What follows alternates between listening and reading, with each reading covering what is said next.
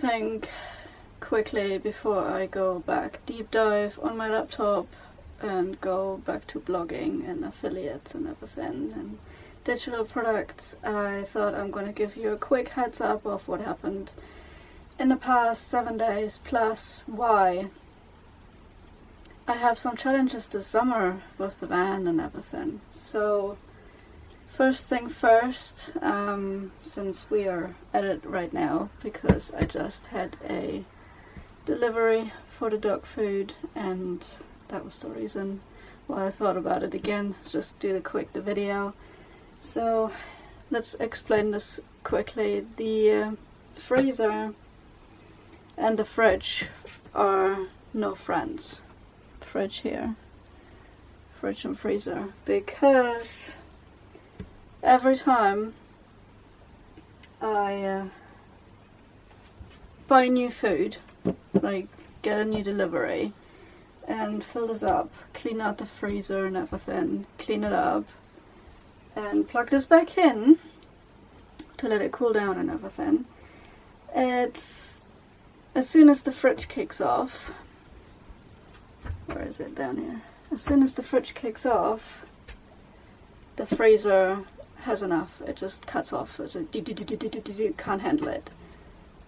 So that's the first big issue, is every time I have a big delivery and clean out the freezer and want to cool it back down to -18, the fridge and freezer do not like each other. So every time now that I have this issue, I have to unplug the fridge while I let the freezer run down to -18. And as soon as that happened, which takes roughly about a day, I have to say, and I plug back the fridge. Sometimes I plug the freezer out for a while so it doesn't overwork itself, and plug the fridge in, and then when as soon as it's -18 again and it's regulated itself a little bit, I pop them both back in. The next problem that I'm having is the solar charge this year. The summer in the UK this year was absolute crap. There's no words for it. It was like today is unspeakable dark, like massive cloud coverage, and the solar is literally not charging the batteries at all. It is literally complete flat. And yeah, that's been going on almost all summer, except of the very few days that we had that it was literally sunny, like no clouds at all.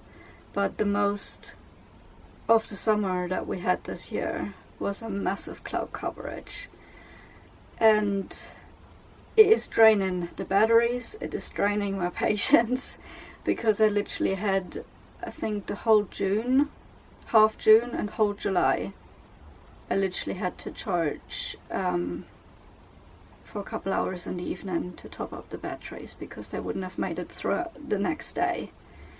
And that's crazy, because clearly summer has the longest days, and therefore you would be able to charge better.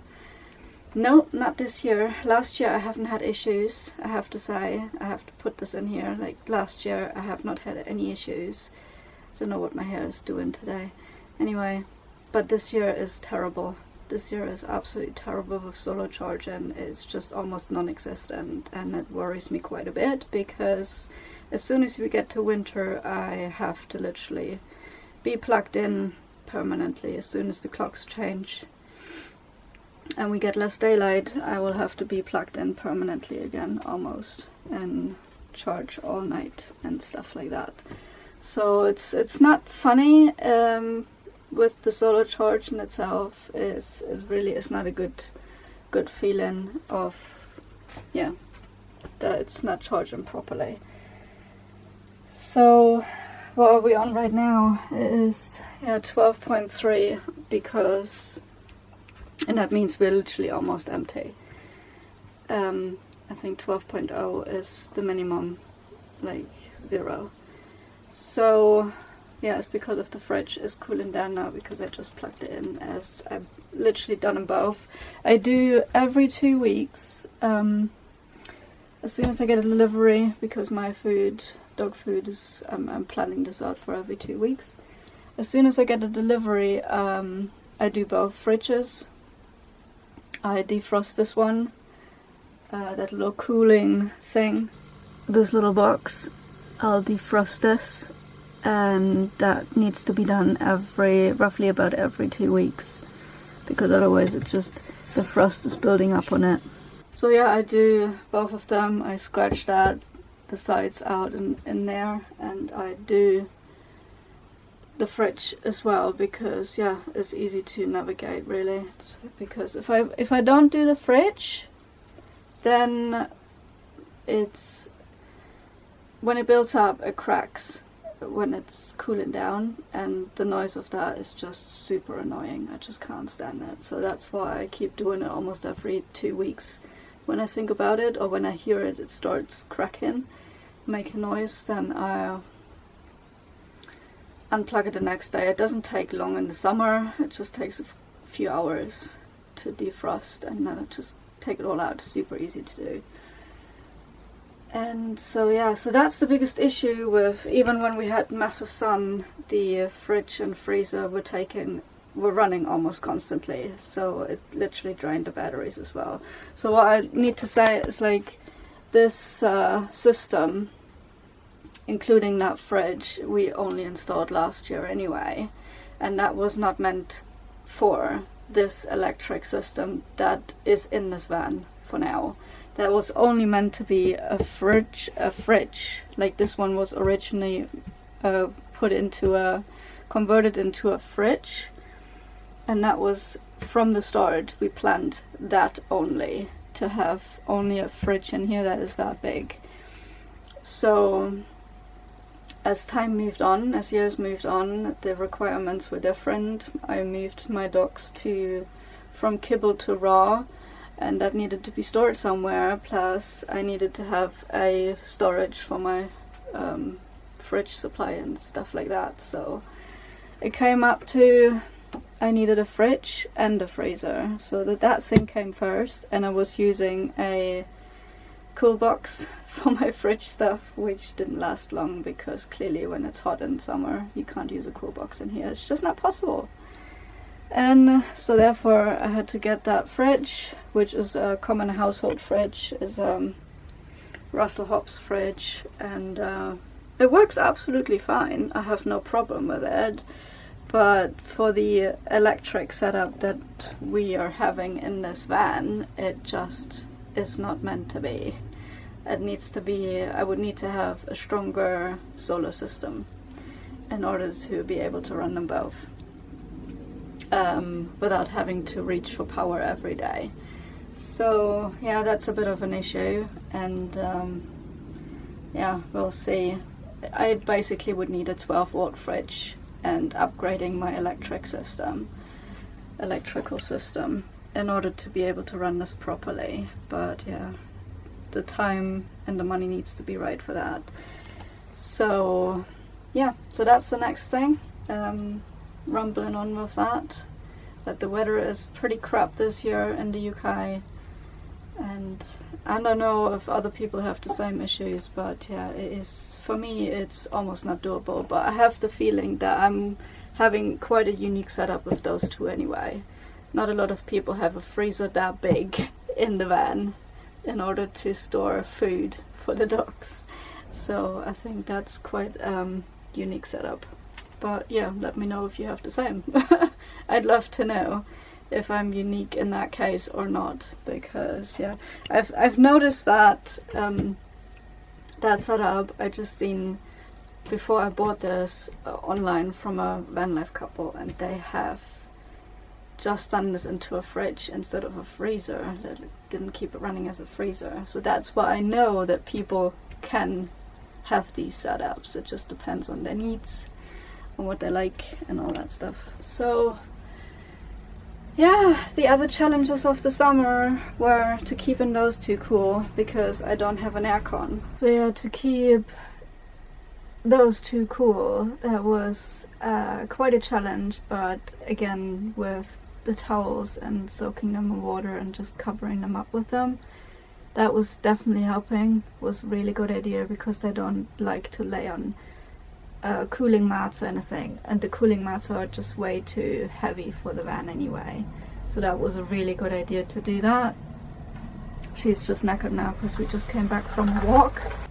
It's not a good thing to not have an aircon, that's for sure, because if you have one, count yourself lucky, because you definitely need it in a van. If you don't have an aircon in a van, I don't know how you survive. I don't know how I survived with only 2 fans this year. 2 fans and yeah, cooling towels basically. But we made it. I don't think we're gonna get as crazy hot anymore, like 30 degrees or something, but I've just looked at the weather forecast earlier. We will get a few more warm days, like 25-ish. So yeah, we're gonna be prepared. I have a lot of ice cubes for my drinks, so it's fine. It's fine so far, but over 30 is just unbearable almost. So yeah, these are the challenges. I don't want to talk too long because otherwise the video is just going to be way too long drag, but I just wanted to pop in here and just show you some challenges that we have faced this year. I was lucky to have this fan. It was definitely a game changer this year, absolutely. Since we were able to just keep that running 24/7, and being able to just keep this off the batteries. Like, this is now powered from the 12-volt system, and it's absolutely brilliant. Like, I use it for cooking, like in the window, but for the summer it just keeps blowing air into the vans to keep some sort of circulation, so that was really, really helpful. So yeah, that's it for this video. That's my short update on what's happening, and we're getting slowly cooler days. As I said, we have a few more days for about 25 degrees in the next week, but I don't think it's going to be the norm anymore. We're going to just hover around 20, so we're going to be fine with the heat for now, and that's a good thing, that I don't have to struggle with that, and the dogs are going to be way happier instead of just laying down and sleeping. But again, she just was for a walk. So yeah, so that's it. That's the update for this time, and I'm gonna pop in a video shortly. I think I'm gonna do another update of how I used the diatomaceous earth on her and what happened, and how I'm gonna continue with it or without it. So I think I'm gonna do that next, to just do an update on the diatomaceous earth, because a lot of people are actually quite interested in it, if it works for dogs or not. So I think I'm just gonna do that next. Otherwise, whatever comes up, whatever I think is gonna happen with the next video. Anyway, thanks for letting me blabble on and stay in here, and I will see you in the next one or not. Bye bye, have a nice day.